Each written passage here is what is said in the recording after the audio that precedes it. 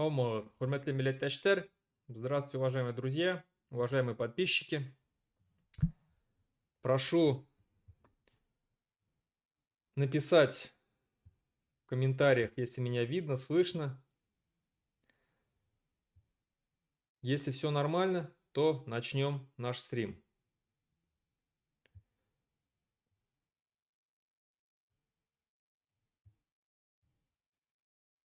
Так, ждем подтверждения. Пока ждем подтверждения, я прошу зрителей наших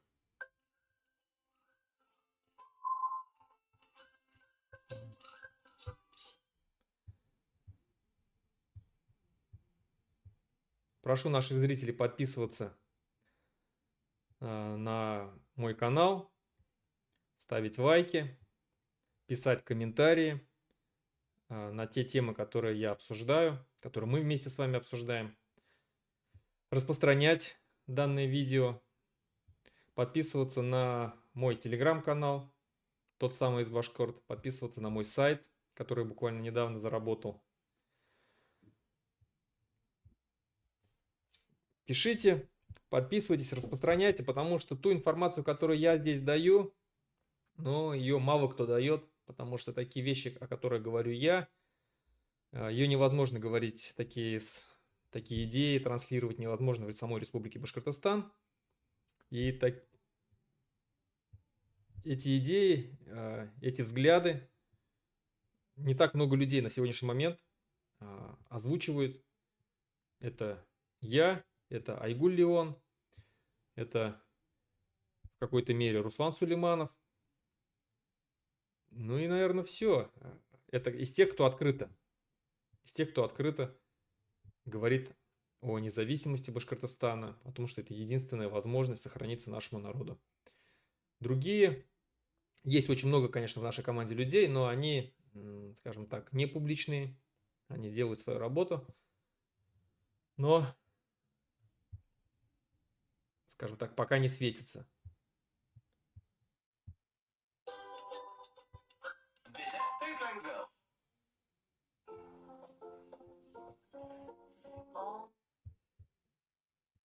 Так, мне так и не написали здесь, слышно меня, не слышно.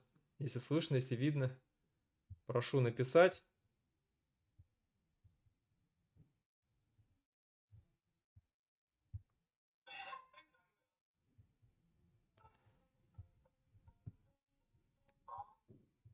Здравствуйте еще раз. Так, мне так и не написали здесь, слышно меня, не слышно. Если слышно, если видно, прошу написать.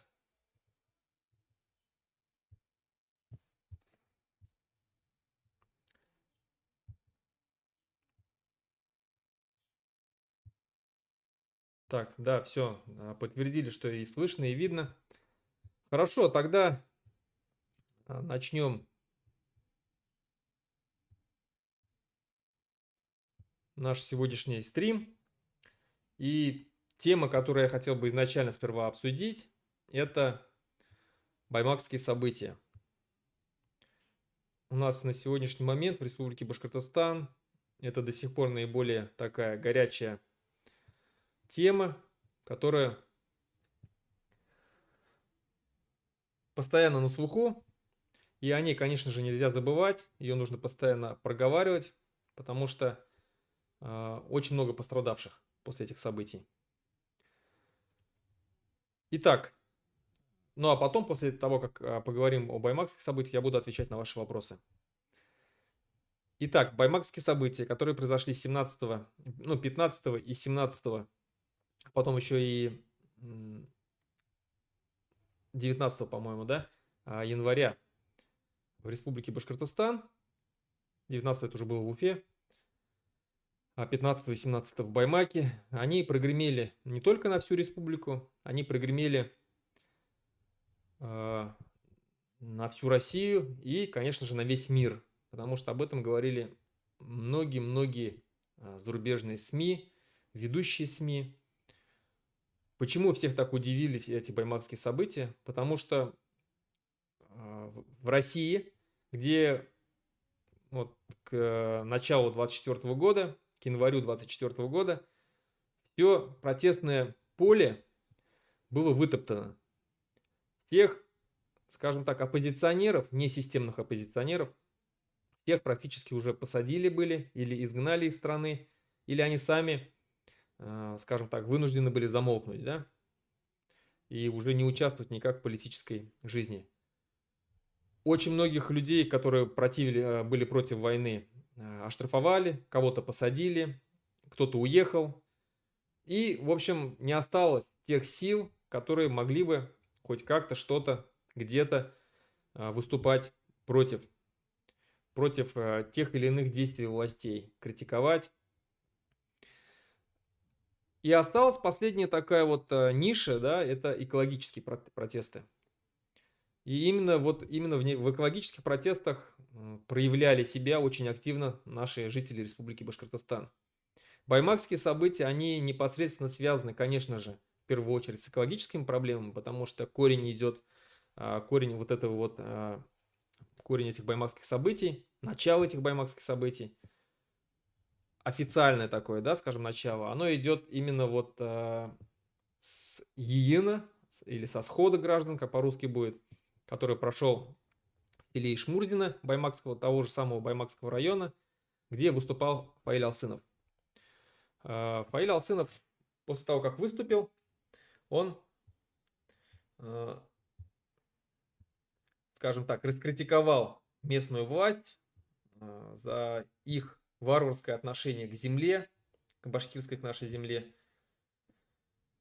посетовал на то, что творится в Республике Башкортостан. Мне это очень сильно не понравилось властям, и в итоге на него было заведено уголовное дело, что привело к баймакским событиям.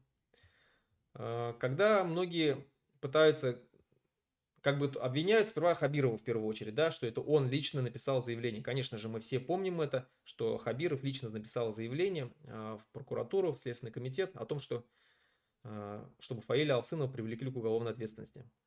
И его вина, конечно же, в этом огромная, в посадке Фаиля и во всех этих баймакских событиях. Но надо отметить, что тут есть определенные силы в Республике Башкортостан, которые пытаются всю вот эту вот вину свалить на Ради Хабирова. Я этому категорически против, потому что я считаю, что вина Ради Хабирова, конечно же, есть, и неоспоримо он виноват во всем, и он отвечать будет, естественно, после того, как мы его привлечем к уголовной ответственности, как мы его посадим. Но давайте вспомним, что адвокат Фаиля Алсынова, Ильнур Суиндуков, в прямом эфире на аспектах, когда у него Радиф Абдуллин спрашивал про это баймакское дело, он сказал, что на Фаиля Алсынова завели уголовное дело не по заявлению Ради Хабирова. На Фаиля Алсынова завели уголовное дело раньше, еще несколько раньше, чем Ради Хабиров написал свой донос на Фаиля Алсынова. А конкретно один из сотрудников ЦПЭ, Центр по борьбе с экстремизмом, нашел вот это видео Фаиля Алсынова, выступление его в селе Ишмурзино на сходе граждан. По-моему, это было в одном из пабликов ВКонтакте, то ли подслушано Абдилилова, то ли черно-белое Абдилилова, ну что-то такое, короче, вот. Вот в одном из таких пабликов, в одном из таких групп он нашел видео, якобы, ну это вот со слов уголовного дела против Фаиля Алсынова. И просмотрев это видео, увидел в нем там как бы разжигание межнациональной розни, ну и так далее, и так далее. То есть все, что Фаилю Алсынову вменили. Вот. И только после этого, то есть и было возбуждено уголовное дело. И только после этого Ради Хабиров еще дополнительно написал заявление. Поэтому говорить о том, что здесь Ради Хабиров лично как бы, да, во всем виноват, конечно, виноват, 100% виноват, и он преследовал лично чтобы отомстить Фаилю Алсынову за все те годы его оппозиционной деятельности, за все эти годы, что он активно противостоял, да, всей этой воровской системе Хабирова, а до этого и Хамитова, и защищал права и интересы башкирского народа. За это все Хабиров мстил. Но в первую очередь ему мстили, конечно же, силовики. И они, конечно же, хотели от него избавиться. Они искали повод. Ну и вообще, они же прекрасно знают, что он был в Кукбуре, он был председателем организации Башкорт, которую потом они же сами признали экстремистской, тоже по инициативе Ради Хабирова. Но тут как бы срослись, да, вот эти вот инициативы, сошлись интересы и Ради Хабирова, и силовиков, потому что и тому, и этим организация Башкорт, конечно же, сильно мешала. Вот. И именно вот интересы Ради Хабирова, интересы силовиков, интересы Москвы здесь, конечно же, тоже они, после того, как началась война, и им очень невыгодно, как я сказал в самом начале, да, что протестное поле практически было вытоптано, всех видных оппозиционных деятелей, критиков режима, их практически всех кого-то ликвидировали как имеется в виду, посадили, кого-то реально убили, да, кто-то был вынужден уехать, кто-то был вынужден замолчать. Но остались вот такие, знаете, вот как Фаиль Алсынов, остались такие вот уникальные единицы в регионах, в тех или иных регионах. Они еще в некоторых регионах еще до сих пор есть, как вот, ну, допустим, тот же самый коммунист Бондаренко. Вот. И им было выгодно, властям в Москве, конечно же, чтобы вот ни в одном регионе, ни в одной национальной республике такие яркие личности не остались, у которых есть авторитет, у которых есть, скажем так, поддержка населения. И Фаиль Алсынов, естественно, обладал всеми этими качествами. Это был, конечно же, он и был, и есть до сих пор, конечно же, лидер, народный лидер. И то, что вышло столько людей его поддержать, это, несомненно, конечно же, подтверждает, что он лидер. И это вот именно за эти качества его убирали, его посадили.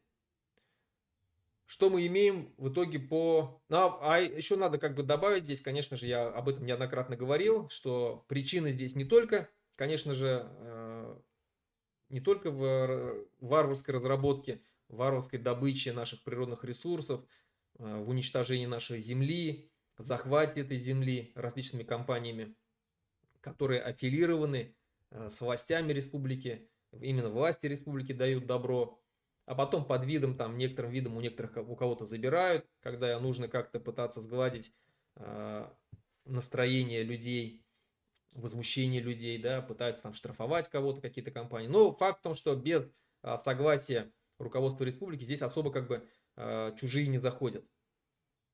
Но заходят именно те компании, еще раз надо говорить, это не республиканские. Хотя есть и республиканские, конечно, компании, да, которые связаны там с Хабировым, связаны там с Назаровым. Но сюда заходят и крупные игроки такие как УГМК, который здесь давным-давно как бы уже хозяйничает в Заурале. Они все непосредственно курируются кланами из Кремля. То есть вот эта политика, она идет, вот эта вертикаль власти, она идет с Кремля и разрабатывают те или иные карьеры, те или иные природные ресурсы, конечно же, по приказу из Москвы направляются люди, направляются компании, договариваются с руководством республики, что такие компании будут заходить и просят, и либо требуют, либо просто указывают.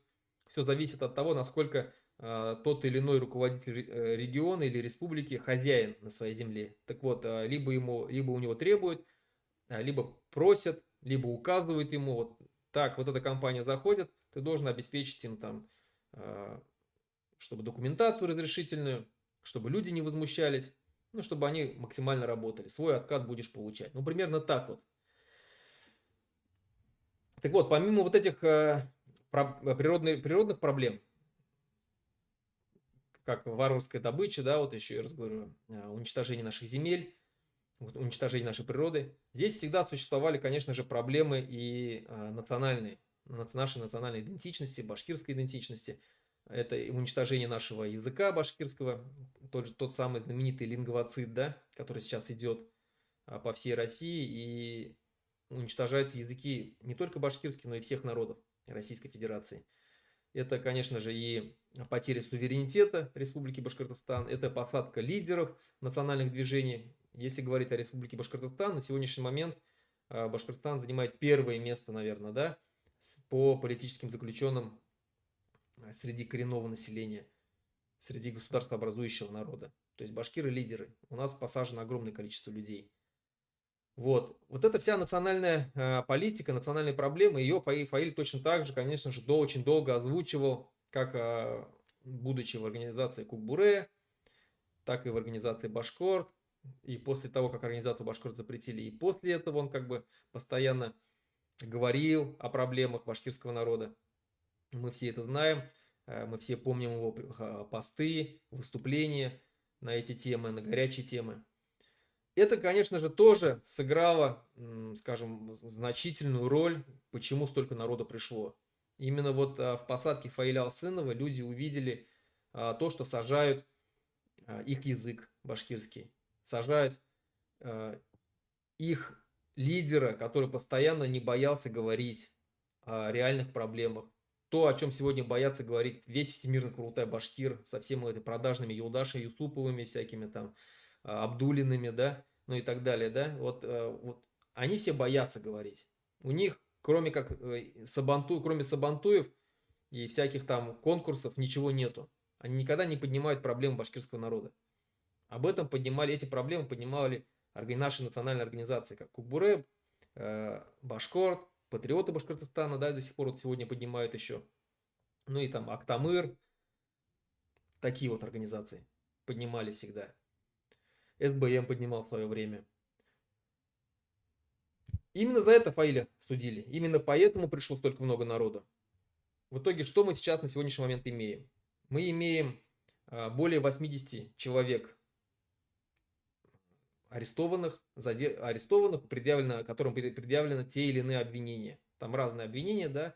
Есть и организация массовых беспорядков, есть и участие в массовых беспорядках, есть и сопротивление сотрудникам силовых структур.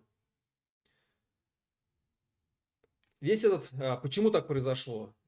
Ну, произошло потому, что силовики подготовились, 15 числа они не решились, потому что, пришло очень много народа, они, конечно же, не ожидали этого, и они здесь, естественно же, сглупили, ступили, я бы сказал, да, как это было и на Куштау.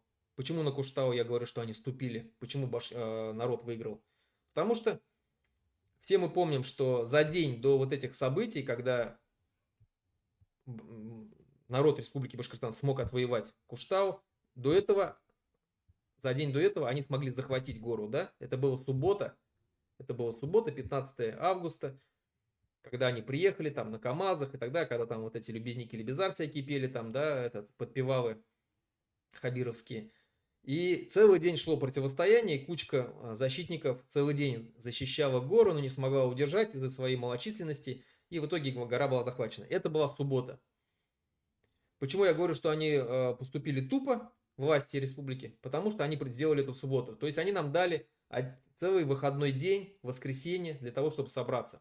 Летом, в воскресенье, у нас был целый день, чтобы собраться и отбить эту гору. Чем мы и воспользовались. Если бы они захватили гору, допустим, в понедельник или во вторник, то я сомневаюсь, что столько народу собралось бы в рабочий день, что столько народу пришлось бы уже на Куштау. А если бы мы за один день не смогли бы отбить гору, мы бы ее больше уже не смогли бы отбить никогда. Потому что они бы продолжали бы укреплять, там, обносить ее колючей проволокой, ставить шлагбаумы, завозить туда людей, технику и так далее, и так далее. И уже, наверное, сложно было бы. Хотя, кто его знает, как говорится, да? На все воля Аллаха. Вот, и здесь то же самое. Здесь они в баймакских событиях точно так же, они поступили глупо. Они могли бы провести суд в Уфе. Кто-то говорит, да, что вот раз выступление Фаиля Алсынова было в Баймакском районе, соответственно, и суд должен был быть в Баймакском районе. И сделали в Баймакском районе. Но мы же знаем, что это не останавливает республиканские власти провести где им угодно суд. То есть они могут в любом случае изменить закон и так далее. То есть Фаиля же держат же за пределами республики. Хотя это тоже не по закону. Он там в Магнитогорске сидит. Хотя должен сидеть в республиканской, да, СИЗО. И здесь то же самое. Они могли бы в Уфе провести суд, и куда бы не пришло бы 5000 человек. Там бы собралось 500 максимум, да, человек поддержки. Это раз. Во-вторых, они могли бы дать Фаилю Алсынову условный срок. и, как говорится, и вашим, и нашим. И Фаиль бы, получив условный срок, скажем так, ну, перестал бы вообще активно проявлять себя как-либо, где-либо, не выступал бы, не ездил бы, не говорил бы ничего, что нужно было властям. И Фаиль бы сам остался бы на свободе. И, скажем так, народ, ну, этим бы результатом, я думаю, что он бы удовлетворился бы. Но они поступили тупо, они дали ему не просто, да, они даже не 4 года колонии поселения дали, они дали ему 4 года общего режима, еще больше ужесточив срок и еще больше разозлив людей. Я всегда говорил, что власти как Республики Башкортостан, так и Москвы, это, ну, тупые люди, абсолютно тупые, не понимающие чаяния и желания народа. Вот, после этих событий, как я сказал, то есть больше 80 человек, я точно не помню, но, по-моему, около 86 человек сейчас находится в местах лишения свободы. И вместе с другими политическими заключенными нашими, такими как Айрат Дильмухаметов, такими как Рамиля Саитова, Лилия Чанышева, Ольга Комлева, да, которую после уже баймакских событий арестовали, Рустам Фаридинов, мой братишка, Рустем Мулюков. В общей сложности на сегодняшний момент у башкир больше 90 человек политзаключенных получается. Все они политические заключенные, потому что это дело политическое. Даже баймакские события – это политическое дело. И этот резонанс, конечно же, он очень долго еще будет аукаться в башкирской среде, в Республике Башкортостан. Что нам нужно делать? В первую очередь, конечно же, нам не надо забывать о тех семьях баймакских заключенных, поддерживать им максимально. В месяц по 50 рублей, если вы отправите тот или иной, скажем, фонд, который собирает, или прям напрямую семье какой-то, вот, ну, выберите для себя, да, какая-то семья, допустим, и помогаете им ежемесячно, хотя бы 50 рублей скидываете, это будет существенная помощь. Это раз. Во-вторых, конечно же, нам надо не забывать о тех людях, кто это сделал, кто совершил вот эти вот подстрекательства. Мы же все знаем, что почему произошел конфликт именно вот 17 января. Потому что были провокации со стороны силовиков. Они создали эту провокационную ситуацию, потом, воспользовавшись этим, как бы вот уже посадили столько людей. Мы не должны забывать, конечно же, о погибших в этих баймакских событиях, о Рифате Даутове, которого убили силовики. И мы постоянно должны напоминать властям Республики Башкортостан, властям Москвы в том, что вы убили нашего башкира. До сих пор никакое расследование по этому громкому делу нету. Мы не должны забывать о том, что один человек повесился, покончил жизнь самоубийством после допроса. Мы не должны забывать о том, что есть искалеченные люди. Все это мы не должны забывать, что человек впал в кому. Поэтому и то, что людей сильно избивали, мы это тоже, конечно же, не должны забывать. И здесь я как бы напрямую говорю, что те люди, у кого есть возможность, они должны обязательно составить списки всех тех, кто принимал участие. Всех, кто активно принимал участие в, скажем, в избиении, в задержании, фальсификации уголовных дел наших башкирских ребят по баймакскому делу. Максимально составляйте списки, отправляйте. Мы будем собирать данную информацию. Не забывать о семьях, еще раз говорю, которым сейчас очень сложно, очень тяжело. Помимо них, я же сказал, вот и другие политические заключенные, им тоже максимально желательно помогать. Когда у меня спрашивают, почему я на своем канале, на своих ресурсах не выставляю, скажем так, информацию о помощи тем или иным баймакским семьям, отвечаю. Дело в том, что по законам вот этого террористического государства под названием Россия, они меня внесли в списки террористов, экстремистов, навесили там огромное количество уголовных дел. И если есть такая вероятность того, что если я буду выставлять на своих ресурсах скажем, те или иные банковские счета какой-либо семьи, кому нужна помощь, то эти, скажем, могут быть проблемы, да, у этой семьи. То, что вот человек, который внесен в списки экстремистов-террористов, он помогает, там, да, собирает деньги. В общем, легко, мы помним все, мы помним, как было уголовное дело по связанное с Айратом Дильмухаметовым, когда судили дочку, дочку известного нашего писателя Ягата Агая Султанова за то, что она перевела какую-то там сумму там, матери Айрата Дильмухаметова. Ее признали как бы спонсором террористической деятельности. Здесь как бы немножко другое, да, но в любом случае, если как бы человек, который внесен в списки, будет на своих ресурсах рекламировать, собирать какие-то деньги в пользу баймакских семей, это тоже могут как бы они извернуть, и могут быть проблемы, в общем, у этих семей, поэтому я не рискую подставлять их. Мы со своей стороны, башкиры зарубежья, мы максимально как можем, так и помогаем. Мы отправили уже не 1000 евро в помощь баймакским семьям и будем отправлять. Через какие источники, через какие каналы, конечно же, я не буду говорить, но мы это делаем. Поэтому с нашей стороны, какая помощь есть, мы стараемся ее оказывать. Поэтому я призываю здесь не забывать про баймакских ребят, постоянно говорить об этом. И еще один важный момент вот в этом баймакских событиях. На сегодняшний момент нам всем необходимо быть едиными. Едиными в том, что баймакские события это не вина Фаиля Алсынова, как некоторые пытаются преподнести. Не вина адвоката Фаиля Алсынова или Нура Суиндукова, как тоже некоторые пытаются преподнести. Я считаю, что те люди, которые говорят о том, что якобы... Да, Дмитрий Чувилин вот здесь правильно пишет. Дмитрий Чувилин еще один из политических заключенных, конечно же, Республики Башкортостан. Те люди, которые сознательно делают раскол, те люди, которые сознательно обвиняют Фаиля Алсынова в том, что он якобы виноват в том, что посадили больше 80 человек, или его адвоката обвиняют в этом. Эти люди сознательно или несознательно раскалывают наше башкирское общество. Если это несознательно они делают, то значит они просто глупые люди. Просто глупые люди, которые не могут сопоставить дважды два. Так, точно так же можно обвинить Салавата Юлаева в том, что огромное количество людей потом было репрессировано после вот этой вот гражданской войны 1775 года.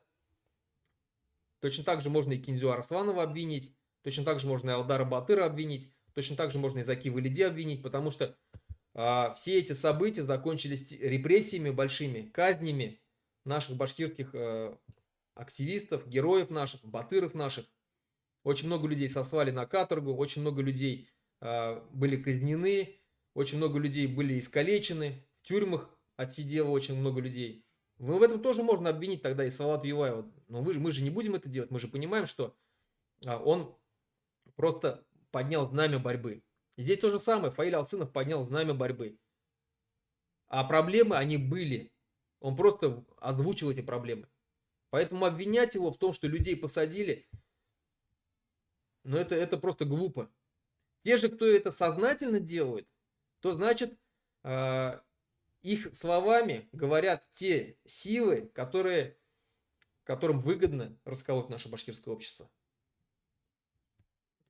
Это понятно, что кому выгодно? Это выгодно Хабирову, это выгодно Путину, ну, Кремлю имеется в виду, да, чтобы у нас здесь разброд и шатаний было среди башкир, среди башкирского национального движения. Это выгодно силовикам, ФСБшникам и МВДшникам, ЦПшникам.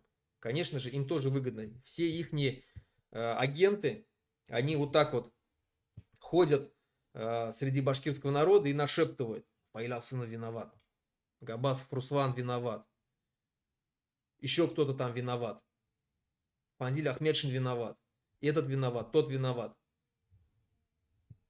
Тот, кто вот так вот, еще раз говорю, обращайте всегда внимание. Тот, кто говорит это, тот, кто вносит такой вот такое разобщение, да, в наш народ. Это либо глупые люди, с глупыми людьми нельзя общаться, потому что они могут вас потом подставить капитально. Либо это сознательные провокаторы, с которыми точно так же не надо общаться.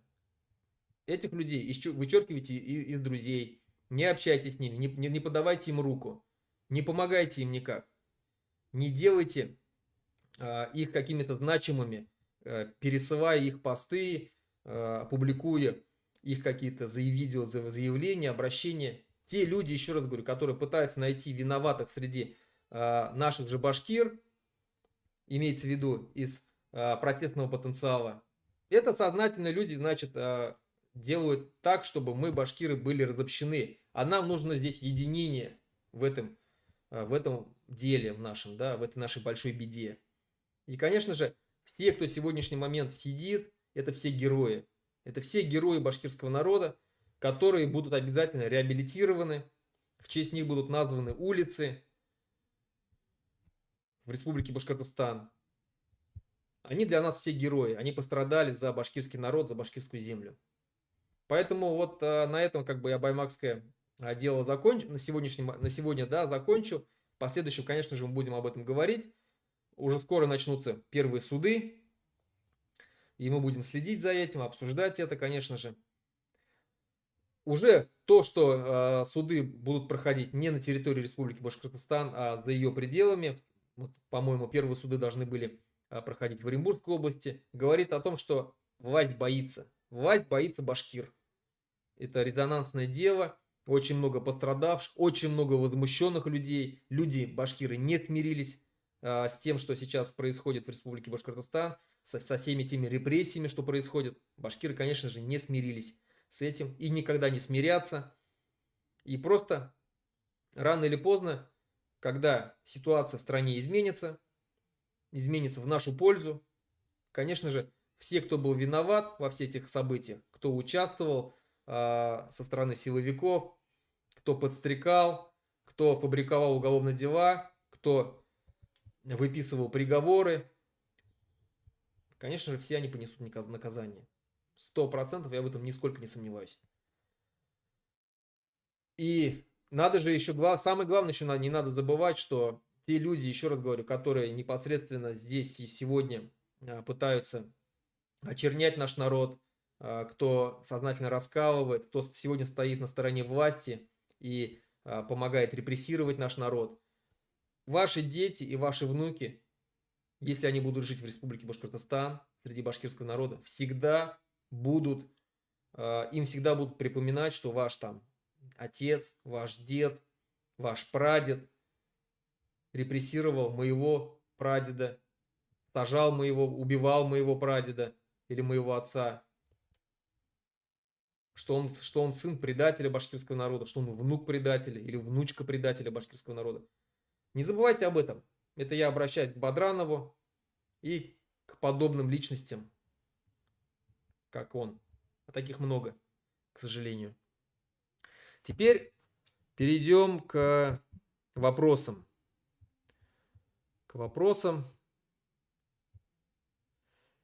Так, первый вопрос, который бы я хотел бы, на который хотел бы ответить. Сегодня вопросы очень такие жесткие, я бы сказал бы, да, на которые бы я бы, конечно, не хотел бы отвечать, хотел бы, чтобы их мне не задавали, обойти их стороной, но я понимаю, что и на них все равно придется отвечать рано или поздно. Поэтому лучше сейчас, чем как бы, ну, чем вообще не отвечать, да? Но на них в любом случае кто-то должен отвечать. Итак, ну, первый вопрос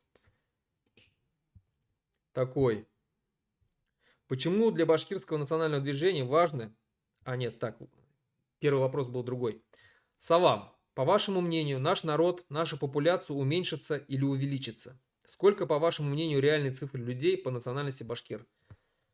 Вот этот вопрос, как наша популяция уменьшится или увеличится вообще, как вообще будет жить башкирский народ, я всегда стараюсь задавать вот тем людям, которые хвалят сегодняшнюю власть, хвалят ее политику, поддерживают войну, говорят, что там Путин красавчик, из башкир.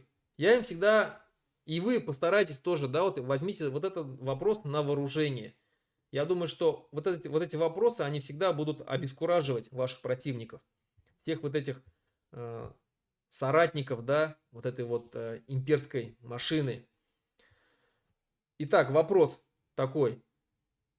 Как вы считаете, если власть, сегодняшняя власть путинская, путинский режим сохранится еще в течение, там, допустим, 30-50 лет, пусть даже самого Путина не будет, он умрет, но он оставит после себя преемника, его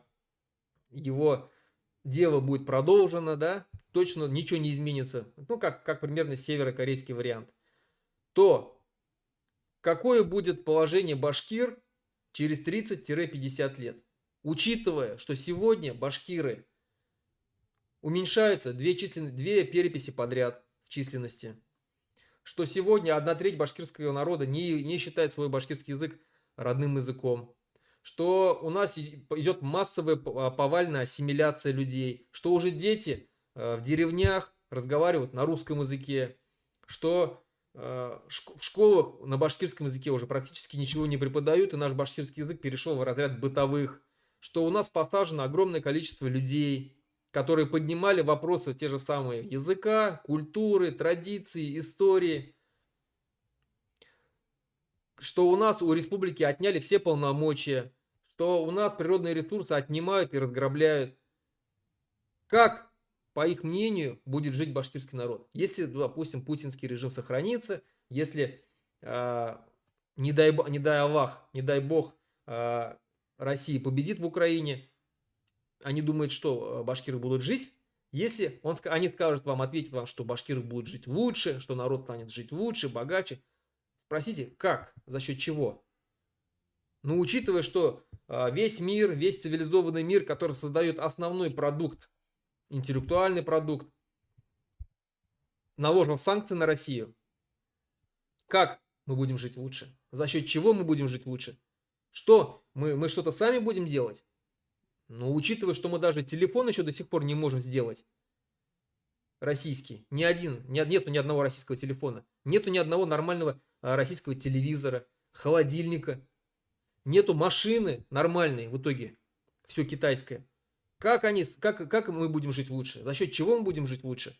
Если утекают мозги, да, то есть из страны уезжают. Если, еще раз говорю, наложены огромные санкции, если олигархи управляют страной и расхищают все природные ресурсы, если не платят нормально зарплату, если в школах вместо нормальных предметов преподают какие-то там часы патриотизма, заставляют маршировать и так далее. Как в таком обществе можно будет жить нормально? И как башкиры смогут сохраниться в таком обществе? Когда его заставляют петь «Я русский», идти воевать за русский мир или еще что-то, да, вот. Вот задайте эти вопросы им. Ну, просто интересно, что они вам ответят. Я уверен, что они просто не смогут ничего ответить, назовут вас провокатором, дураком и уйдут от ответа. Это вот все, что можно будет. И вот такие вопросы я задавал многим, кто меня критикует, и ни один не смог ответить мне. И не ответят, потому что нечего им ответить, потому что они прекрасно понимают, что политика Путина ведет страну в тупик, в хаос, в нищету. Всю зиму лопались трубы, теплотрассы, да, разрывались, водопроводные трубы. Люди сидели без света, без воды, без тепла. Весной начались наводнения, сейчас начались пожары. Вся Бурятия горит. И до Башкортостана дойдет 100%. И все, вот так и живем. Дороги разбиты, зарплаты маленькие, цены большие. И нечего им будет ответить.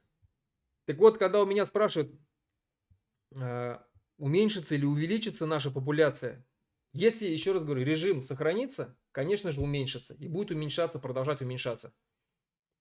Когда в пример ставят мне кавказские народы, которые увеличиваются в численности, надо здесь как бы иметь в виду, что, во-первых, кавказцы находятся на краю, на краю республики. Мы же окружены русскими регионами.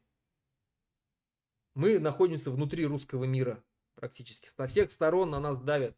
Плюс у нас в республике 1,5 миллиона русских живет, что тоже накладывает свой отпечаток. Плюс нами управляют манкурты. Манкурты, которые легко продают свой язык, принимают законы в Госдуме, голосуют за эти законы в Госдуме, чтобы наш башкирский язык умирал. Конечно же, конечно, в таком положении башкиры будут уменьшаться. А у них на Кавказе, еще раз говорю, у них практически моноэтнические республики. У них они маленькие, компактные, находятся на краю республики, Российской Федерации. Плюс там очень сильные традиции за счет того, что, еще раз говорю, они находятся на краю до сих пор. У них силен ислам. Ислам это очень сильный фактор. Очень сильный фактор от ассимиляции, который сдерживает ассимиляцию. По исламу, почему такие народы, как удмурты, марийцы, допустим, там, да, чуваши, те же самые, почему они так очень сильно ассимилируются? Потому что у многих народов этих, карелы, допустим, те же самые, у них христианская религия. По христианской религии они, когда проходит у них крещение детей, им дают имена, христианские имена, которые ничем не отличаются от русских имен. Те же самые Андрей, те же самые там Иван, Наташа и так далее, и так далее. Это уже фактор ассимиляции очень сильный.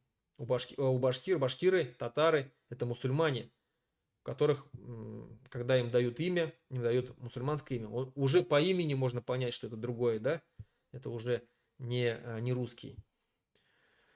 Плюс традиции, исламские традиции, они сильнее, они другие, они не христианские. Что тоже помогает, конечно же, сдерживать ассимиляцию. Но это как бы ненадолго, учитывая, что ассимиляционная политика, она сознательно идет со стороны Кремля. И прямо заставляют практически ассимилироваться наши народы. Проводят всевозможные акции, мероприятия, законы вводят такие, чтобы наши народы подвергались ассимиляции. Это и, еще раз говорю, в первую очередь касается языка нашего, да. Поэтому у кавказских народов, у них немножко обстоят дела получше, но тоже ненадолго.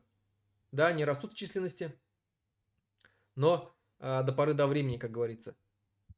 Башкортостан находится в середине русского мира, поэтому на нас давление сильнее, и поэтому у нас позиции слабее. У татар еще слабее, потому что они еще ближе к Москве. И отвечая на этот вопрос, я скажу, что как бы мы, если останемся в этой системе координат, в этой России, мы будем уменьшаться, мы будем ассимилироваться, и наше положение будет ухудшаться из года в год. Через 30, через 50 лет мы перешагнем ту черту, когда уже невозможно будет что-либо сделать, чтобы спасти наш народ. Если мы получим независимость в ближайшие 10 лет, у нас есть шанс состояться как нация башкирская, создать свое независимое государство. Следующий вопрос. Почему для башкирского национального движения важно недавнее признание палестинской государственности 3 странами Европы? Хороший вопрос. Вообще, я как бы стараюсь не обсуждать, и у себя на канале стараюсь все вот эти сообщения, где начинаются у меня там, да, срач, кто за Палестину, кто за Израиль, я стараюсь удалять. Почему? Потому что я считаю, что вот эта проблема Палестины и Израиля, она никак не приблизит независимость Башкортостана. Ну, никак не приблизит. Станет Палестина независимой или нет, допустим, что Палестина стала независимой. От этого Башкортостан приблизится к независимости? Нет. Я считаю, что нет, абсолютно. Израиль победит ли? Будет ли от этого Башкортостан независимым? Нет, абсолютно. То есть, вот эта проблема, которая там происходит, она идет уже очень давно. Я еще, когда родился, израильско-палестинский конфликт был уже. И еще будет долго идти. Но здесь надо учесть, что все-таки, когда народ борется за свою независимость, его и не прекращает эту борьбу, его рано или поздно начинают признавать. Или он добивается для себя какое-то улучшение. На сегодняшний момент я напомню, да, что в мире 193 признанные страны, признанные государства, 193, из которых Палестину признало 145 стран. Из 193 Палестину признало 145 стран, государств мира. Израиль признал 165. То есть Палестина это практически уже признанное государство. И она воюет за свою независимость. Это как пример того, что нужно всегда бороться за свою независимость. Конечно же, сразу хочу сказать, что те, кто будет меня обвинять в том, что я поддерживаю Хамас, я не поддерживаю Хамас. Хамас это террористическая организация, которая пользуется тем, что она захватила власть там в Палестине и именем палестинцев там проводит свои чудовищные акции. Нет, я не поддерживаю Хамас, я считаю террористическим государством. Она союзничает с Путиным, Путин ее поддерживает, поэтому ничего, скажем, хорошего от того, что Хамас там, что мы там будем говорить, что Хамас это там вот защитники палестинцев, нет. Хамас это организация, которая убивает мирных жителей. Я против этого. Если вести какие-то террористические акты, то нужно вести против непосредственно военных, против непосредственно полиции. Если брать это в условиях Башкортостана, представим, что в условиях Башкортостана началась война за независимость. Башкирская освободительная армия не будет взрывать дома и убивать мирных жителей. Она будет уничтожать какие-либо там здания ФСБ, непосредственно здания оккупантов, МВД, какие-то силовые структуры, которые служат Кремлю и которые порабощают наш башкирский народ. Вот, какие-то военные базы. Вот это будут цели. Непосредственно будут уничтожаться коллаборанты, которые помогают Кремлю, Москве удерживать в рабстве наш народ. Это не зависит от национальности, кто он будет по национальности, башкир ли, русский, татарин ли, чуваш ли, мариец или кто-либо другой. Если он коллаборант, если он служит московской власти и поддерживает оккупацию нашего Башкортостана, значит он враг. Все. Тут как бы все просто и ясно. Но простые мирные жители, конечно же, никто не... Я против того, чтобы воевать против простых мирных жителей. Они ни в чем не виноваты. Так что, вот так, отвечая на вопрос по Палестине, я скажу, что, во-первых, это не наш конфликт, нам не надо туда лезть. Ну, это личное дело каждого. Кто хочет, пусть поддерживает ту или иную сторону. Я в этот конфликт стараюсь не лезть, стараюсь публично свою позицию не озвучивать, но я за то, чтобы государство, какие-либо республики, какой-либо народ боролся за свою независимость. Я поэтому поддерживаю каталонцев, я поддерживаю басков, я поддерживаю шотландцев, я поддерживаю ирландцев. И, кстати, ирландцев тоже, ирландскую республиканскую армию тоже объявляли террористической, потому что они проводили какие-либо террористические акты, борясь за свою независимость. Я их всех поддерживаю, потому что они все борются за свою независимость, как и боремся и мы в том числе. Следующий вопрос. Очень быстро время летит. Так, вопрос к стриму. Салам алейкум. Валейкум ассалам. Почему вы настаиваете на секулярном устройстве государства? И в чем именно вы не согласны с Русланом Сулеймановым? Почему я настаиваю на том, что наше государство было бы светским? Потому что на сегодняшний момент в Республике Башкортостан огромное количество людей, которые не хотят, чтобы у нас было шариатское государство. Да, они себя считают мусульманами по рождению, 2/3 населения это башкиры и татары, которые себя считают мусульманами. Но это не те мусульмане, которые, допустим, живут в Афганистане. Абсолютно другие. Это люди, которые выросли в другом обществе. Да, они раз в год проводят, два раза, кто-то больше в год проводят аяты. Да, они при рождении сына дают ему имя там, да, на ухо. Кричат, как у нас, да, у мусульман делается. Да, они держат пост. Да, они празднуют Курбан-Байрам, режут барашков. И когда умирает человек, зовут муллу и проводят соответствующие все обряды. Да, все это есть. Но у нас никто не хочет вводить здесь законы шариата, потому что всех устраивают законы демократических государств, чтобы у всех были свои права. Кто-то хочет паранджу одевать, одевает. Кто не хочет одевать, тот не одевает. Никакого принуждения в этом нету. Кто-то хочет верить, верит. Кто-то хочет не верить, не верит. Никакого принуждения в этом нету. В государстве должна развиваться наука, в первую очередь. Образование. Именно образование толкнет нашу республику в будущее и, возможно, поставит ее в один ряд с другими государствами демократическими. Но точно не введение шариата и чтобы сделать нашу республику такой, как Афганистан или Иран. Посмотрите всего по уровню свободы, на каком месте эти государства находятся. Есть ли там свободные СМИ, которые могут говорить правду? Есть ли там какие-либо политические партии оппозиционные? Всего этого ничего нету. Поэтому я бы не хотел бы, чтобы наше государство, я буду настаивать на том и буду бороться за то, чтобы наше государство было светским государством, где, конечно же, будут присутствовать все религии, а так как 2/3 населения мусульман, то, конечно же, в большей степени будет преобладать религия ислам. Будет больше мечетей, будет больше духовных наставников, которые будут проповедовать ислам как религию. Конечно, это, потому что 2/3 мусульман.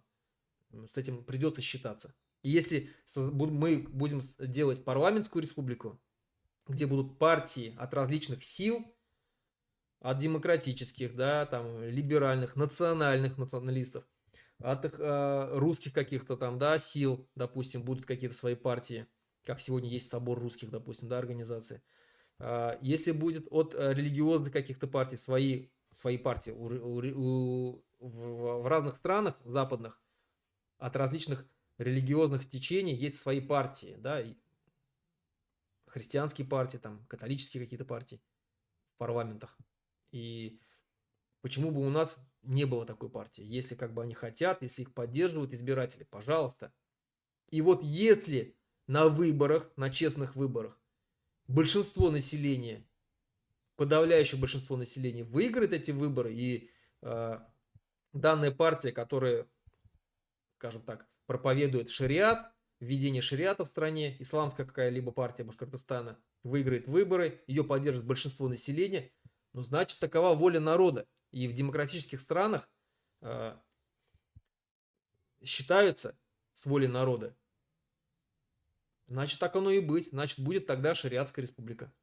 Но пока они не выиграли, этого не будет. И у нас в Конституции будет прописано, что у нас светское государство. Так что вот так. Надеюсь, что я ответил на этот вопрос. Следующий. Меня просили здесь обсудить проблему подольского месторождения, но это очень большая тема. Я думаю, что ее мы будем обсуждать отдельным стримом. Я как бы больше подготовлюсь, потому что там есть что обсуждать и много обсуждать. Поэтому об этом я сегодня не буду говорить. Ну и здесь вот еще, да, вопросы в чате. Что делается для популяризации башкирского национального движения за границей? Видел Reddit, Башкортостан, его сам Руслан курирует. Нет, я не курирую Reddit. Это я знаю, кто его ведет. Это наши сторонники независимого Башкортостана. Молодцы. И я вообще не сторонник того, чтобы курировать там различные какие-то там объединения башкир. Башкиры, я сторонник демократии, еще раз говорю.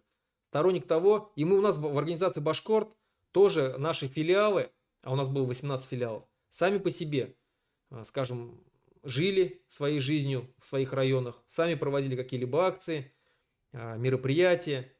Им никто, их никто не курировал, им никто не диктовал, что вы должны вот так сделать, вы должны так сделать. Они нам звонили, советовались, мы давали им свои как бы советы, стоит так делать или не стоит так делать. А принимали решения они сами. И здесь то же самое, я не сторонник того, чтобы как бы там курировать что-то, там навязывать что-то. Башкиры, они никак не могут мне подчиняться. И не нужно, чтобы они мне подчинялись. Нужно, чтобы они поддерживали бы идею независимости Башкортостана. Все вместе мы шли к этой идее независимости Башкортостана. Какими силами, кто, где, как это делает. Пожалуйста.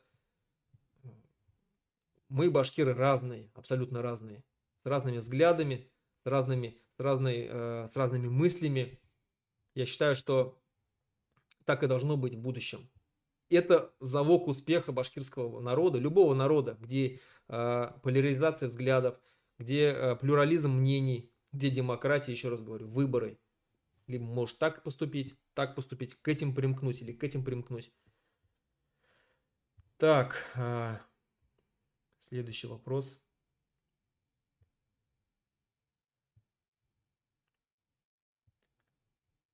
Руслан, подскажите вашим сторонникам, как можно прокатить Хабиряна на выборах. Конечно, понятно, что это ничего не решит в республике, но это должно выглядеть как личная пощечина народа республики.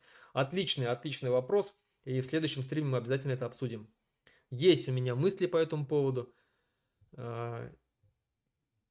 Обязательно это обсудим. Я считаю, что к выборам башкиры должны подойти с единым мнением, с единой целью. Конечно же, дать пощечину Хабирову, а лучше пинка под сраку. Так.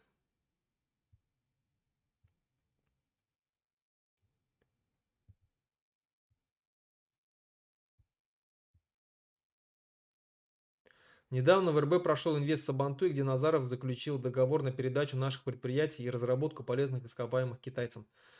Я читал этот пост в Телеграме. Ну, возможно так, да. Потому что Назаров это тот еще жулик, который очень легко может продать наши природные ресурсы. Поэтому не удивлюсь, что это так, и что китайцы будут заходить в республику, получать какие-то лакомые куски, строить свои предприятия, извлекать недра, извлекать прибыль из наших. Но это здесь не Назаров, как бы, да, здесь таких полномочий у наших республиканских властей нету, чтобы напрямую там заключать с кем хотят они какие-то там договора, да, и приглашать инвесторов в нашу республику. Все это делается через Москву. Поэтому Москва непосредственно здесь главный бенефициар, где и что будет строиться, где и что будет разрабатываться, что будет вывозиться. Точнее, те кланы, которые отвечают за Республику Башкортостан, московские кланы, да. Мы все знаем, что все регионы в Российской Федерации, они распределены между кланами. И в Республике Республика Башкортостан точно так же курирует отдельный клан Кириенко, который посадил Хабирова сюда. Руслан, скажите, пожалуйста, империя наносит удар. Будет ли удар от певчих по Хабирову перед его выборами фильмом Зачанышева, признанный иностранными агентами? Не знаю, будет ли певчих что-либо делать. Это их дела. Я не могу за них отвечать, что они будут делать, что нет. Как сейчас и в случае успешного получения независимости Башкорт-Иле защититься от китайской экспансии? Все очень просто.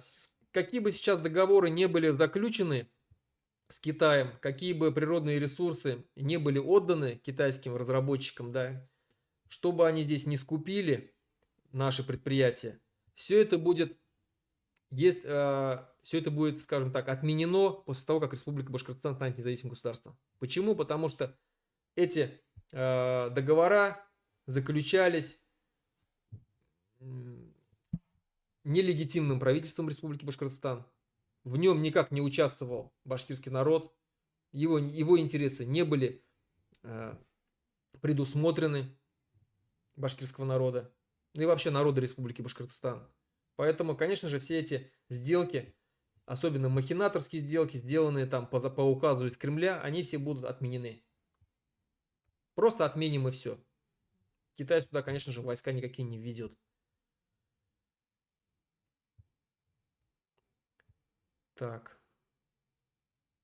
Правда ли, что нефть Башкирии и компания Башнефть продана Роснефти? Знаете ли об этом вообще? Знает ли об этом башкирский народ? Конечно, все об этом знают, что Башнефть продана Роснефти. Это произошло при Хамитове Рустаме. Руслан, как ты считаешь, в независимом Башкортостане должно быть посольство или консульство Израиля? Я думаю, что да. Почему нет? Потому что это тоже такое же государство, как и многие другие разные государства. И у Израиля очень хорошая медицина, очень хорошие технологии. И если кто-то считает, что с Израилем никак нельзя сотрудничать, посмотрите на Азербайджан. Азербайджан, мы все уважаем Азербайджан, многие мы его поддерживаем. И поддерживали, лично я поддерживал его в конфликте с Карабахом, когда они смогли вернуть свои земли. Но Израиль, он был союзником Азербайджана. И Азербайджан очень много получил оружия от Израиля, которое точно так же помогло в том, чтобы вернуть Нагорный Карабах в состав Азербайджана. Поэтому здесь, еще раз говорю, у Республики Башкортостан не должно быть врагов или друзей. У них должно быть союзники, временные или союзники, или постоянные союзники. Мы должны со всеми дружить и от всех извлекать выгоду для себя в первую очередь.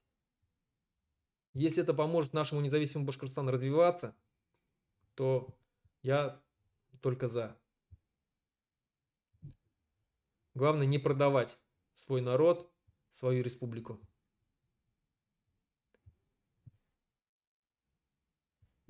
Так.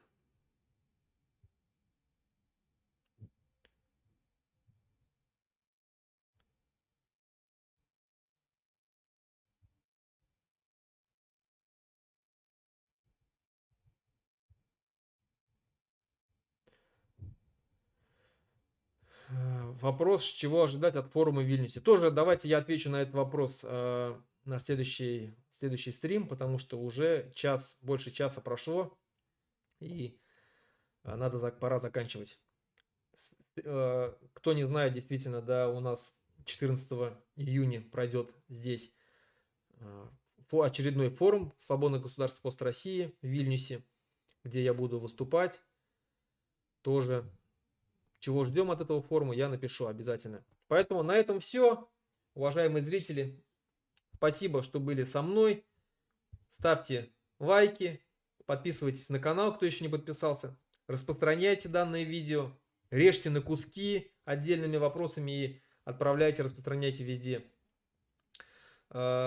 Подписывайтесь на мой телеграм-канал, читайте мой сайт, распространяйте тоже его. Кто хочет помочь финансово, тоже все ссылки есть. Кто хочет помочь нашему делу, тоже можете все это сделать. Все ссылки в описании есть, как можно это сделать через PayPal или через крипту. Спасибо большое. На этом все. До следующих встреч.